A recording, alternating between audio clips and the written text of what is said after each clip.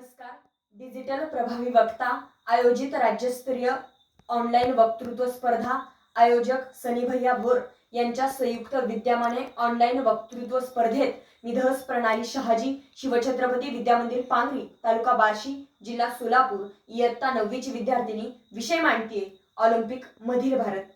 मित्रांनो, खऱ्या अर्थानं 1896 सालापासून ऑलिम्पिकला सुरुवात झाली आणि सर्वप्रथम भारतानं ऑलिम्पिकमध्ये 1900 मध्ये सहभाग घेतला आणि भारतातर्फे सर्वप्रथम नॉर्मन प्रिचर्ड या एकमेव ॲथलेटिकने ऑलिम्पिकमध्ये सहभाग घेऊन भारताला पदक मिळवून देण्याचं काम केलं.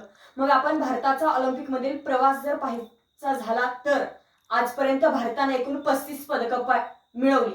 10 सुवर्ण पदकं, 9 रौप्य पदकं आणि 16 कांस्य पदकं अशी एकूण 35 पदकं मिळून भारतानं ऑलिम्पिकमधील स्थान निश्चित करून उज्ज्वल करण्याचं काम केलं.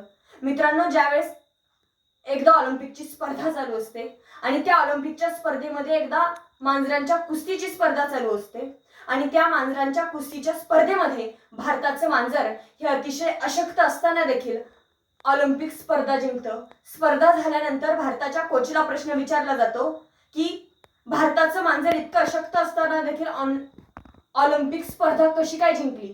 त्यावेळेस भारताच्या कोचचं उत्तर असं असतं की आमच्या मांजराच्या आतील बाजूला एक वाघ दडलेला आहे आणि तो वाघ आम्ही बाहेर काढण्याचं काम केलं म्हणून आम्ही ऑलिम्पिक स्पर्धा जिंकू शकलो. आमच्या प्रत्येक भारतीयांच्या आतील बाजूला एक वाघ दडलेला आहे आणि जोपर्यंत आम्ही तो वाघ बाहेर काढत नाहीत तोपर्यंत आम्ही एकही स्पर्धा जिंकू शकत नाहीत आणि ज्यावेळेस तो वाघ आम्ही बाहेर काढण्याचं काम करू त्यावेळेस आम्ही एकही स्पर्धा हरवू शकत नाहीत. हे आमच्या सर्वच भारतीयांचं वैशिष्ट्य आहे. मित्रांनो, ज्यावेळेस मीनू भाकर, नीरज चोप्रा यांनी काही एका दिवसात पदकं मिळवली नाहीत तर ज्यावेळेस त्यांनी स्वतःच्या हाडाचं काढं आणि रक्ताचं पाणी करून अथक प्रयत्न केले त्यावेळेस कुठे त्यांच्या गळ्यामध्ये बक्षिसाची माळ तयार झाली. ज्यावेळेस पीटी उषाला ऑलिम्पिकमध्ये पदक मिळतं त्यावेळेस तिला प्रश्न विचारला जातो की ताई, या यशाचं रहस्य काय. तर त्यावेळेस ती म्हणते की मी 3 मिनिट पळण्यासाठी 300 मिनिट सराव करते. ऑलिम्पिकमध्ये धावणारा दुसरा हुसेन बोल्ट केनियाचा की ज्या देशामध्ये सुविधा सुद्धा उपलब्ध नाहीत. त्याला प्रश्न विचारला जातो की तू इतकी पदकं मिळवली त्या यशाचं रहस्य काय. तर त्यावेळेस तो म्हणतो 4 मिनिट पळण्यासाठी मी 400 मीटरवर धावतो. ऑलिम्पिकमध्ये धावणारा मायकेल प्लेस नावाचा व्यक्ती की ज्याला ऑलिम्पिकमध्ये 11 पदकं मिळतात त्यावेळेस त्याला प्रश्न विचारला जातो की बाबा या यशाचं गमक काय. तर त्यावेळेस तो म्हणतो की मी स्पर्धा झाल्यानंतर 2 दिवस विश्रांती करतो आणि 3ऱ्या दिवसापासून मी माझ्या धावण्याला आणि कामाला सुरुवात करतो. मग हे पाहिल्यानंतर असं लक्षात येतं की भारतीय मुलांकडे गुणवत्ता आहे पण त्यांना ग्राउंड नाहीत. भारतीय मुलांकडे कौशल्य आहेत पण त्यांना सुविधा नाहीत आणि ज्यावेळेस आम्ही त्यांना सुविधा आणि कौशल्य उपलब्ध करून देऊ त्यावेळेस मला वाटतं खऱ्या अर्थानं आम्ही ऑलिम्पिक स्पर्धा जिंकल्याशिवाय राहणार नाहीत. ज्यावेळेस आम्ही एखाद्या क्रिकेटवरती आणि एखाद्या फुटबॉलवरती हजारो करोडो रुपये खर्च करतो परंतु तितक्या सुविधा सुद्धा आम्ही खेळाडूंना उपलब्ध करून देऊ शकत नाहीत. हे आमच्या देशाचं सर्वात मोठं दुर्दैव आहे. आणि मग मला वाटतं भारताला पुन्हा एकदा ऑलिम्पिकमध्ये यश मिळवून द्यायचं असेल तर अशा गुणवान व्यक्तीचं मार्गदर्शन आपण आपल्या जीवनामध्ये घेतलं पाहिजे. ज्यावेळेस शेतामध्ये जनावरांच्या पाठीमागे धावून जाणारी एखादी मुलगी ऑलिम्पिकमध्ये धावण्याला पदक मिळवते त्यावेळेस लक्षात येतं की टॅलेंट तिथल्या सामान्य माणसामध्ये आहे, टॅलेंट तिथल्या सामान्य मनुष्यामध्ये आहे. आणि हे पाहिल्यानंतर आपण आपल्या मुलांसमोर सक्सेस स्टोऱ्या निर्माण केल्या पाहिजेत तरच ऑलिम्पिकमधील भारताचं यश हे अटळ असेल.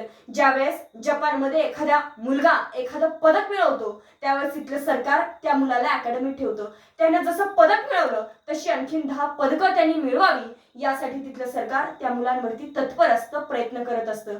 हे पाहिल्यानंतर मला देखील असं वाटतं की पुढच्या काळामध्ये भारत सरकारने देखील आपल्या मुलांना, भारतीयांना असंच प्रयत्न केलं पाहिजे.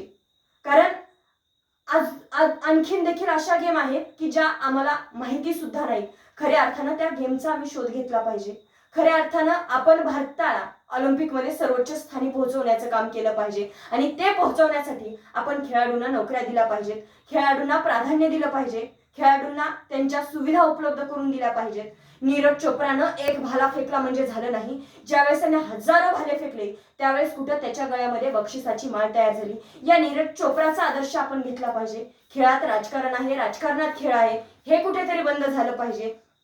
खेळाडू हा राजकारणी न होता तो खेळाडूच राहिला पाहिजे. आम्ही अलीकडे जंतर मंतरकडे जातो, आंदोलन करतो, मग हे पाहिल्यानंतर मला वाटतं की खेळातलं राजकारण हे खऱ्या अर्थानं बंद झालं पाहिजे. खेळाडू हा राजकारणी न होता तो खेळाडूच राहिला पाहिजे. आम्ही सर्वोच्च स्थानी भारताला ऑलिम्पिकमध्ये पोहोचवण्याचं काम केलं पाहिजे. मित्रांनो, ज्या देशाची लोकसंख्या 10 कोटी नाही त्या देशाला 40 पदकं आहेत, परंतु माझ्या देशाची 140 कोटी लोकसंख्या असताना देखील पदकांची संख्या मात्र 3. हा चिंतनाचा विषय आहे आणि या चिंतनाच्या विषयाच्या पलीकडे जर जायचं असेल तर मला वाटतं खऱ्या अर्थानं क्रीडा क्षेत्रातील गुणवान व्यक्तीचं मार्गदर्शन आपण घेतलं पाहिजे.